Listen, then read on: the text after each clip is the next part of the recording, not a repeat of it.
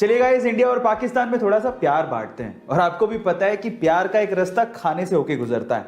तो चलो इसी से रिलेटेड मैं आपको इंडिया और पाकिस्तान के कुछ इंटरेस्टिंग फैक्ट्स बताता हूं। नंबर 1, क्या आपको पता है कि इंडिया की नेशनल मिठाई यानी कि स्वीट कौन सी है? चलिए मैं आपको बताता हूं, वो है जलेबी। पर पाकिस्तान की कौन सी है? पाकिस्तान की नेशनल स्वीट है गुलाब जामुन। दूसरा सवाल, क्या आपको पता है कि इंडिया का नेशनल खाना कौन सा है? मैं आपको बताऊं, वो है खिचड़ी। पाकिस्तान का कौन सा है? पाकिस्तान का नेशनल खाना है निहारी। पर मजे की बात यह है कि इंडिया और पाकिस्तान दोनों का नेशनल फ्रूट एक ही है और वो है मैंगो। गाइस, ये इंटरेस्टिंग फैक्ट जान के आपको कैसा लगा चैट सेक्शन में जरूर लिखिएगा। आजकल ऑनलाइन का जमाना है और आजकल लोग ऑनलाइन के थ्रू पेमेंट्स भी कर रहे हैं। कितनी अच्छी बात है। आपने भी कभी ना कभी किसी दुकानदार या मर्चेंट के क्यूआर कोड को स्कैन करके उसे ऑनलाइन पेमेंट जरूर किया होगा।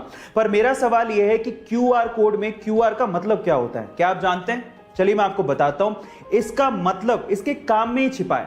मान लीजिए कि क्यूआर कोड होता ही नहीं, तो आप पेमेंट कैसे करते हैं? आप उसका मोबाइल नंबर लेते या अकाउंट नंबर लेते, फिर उसे एंटर करते, वेरीफाई करते, फिर पेमेंट करते। आजकल सिंपल हो गया है। आप सीधे क्या करते हो? क्यूआर कोड को स्कैन करते हो और पेमेंट कर देते हो। इसका मतलब आप पेमेंट को क्विकली रिस्पॉन्ड कर रहे हो।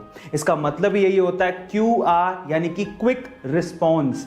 अक्सर हाईवेज पर ही गाड़ियों के टायर फटने की घटनाएं सबसे ज्यादा होती है। पर सवाल यह है कि ऐसा होता क्यों है? तो चलिए मैं आपको बताता हूं। एक्चुअली इंटरनेशनल स्टैंडर्ड्स के हिसाब से गाड़ियों के टायर्स में 25 psi से ज्यादा प्रेशर की हवा नहीं भरी जानी चाहिए। लेकिन इंडियंस क्या करते हैं? एवरेज को बढ़ाने के लिए और फ्यूल को सेव करने के लिए टायर्स के अंदर 35 से 45 psi की हवा भर लेते हैं।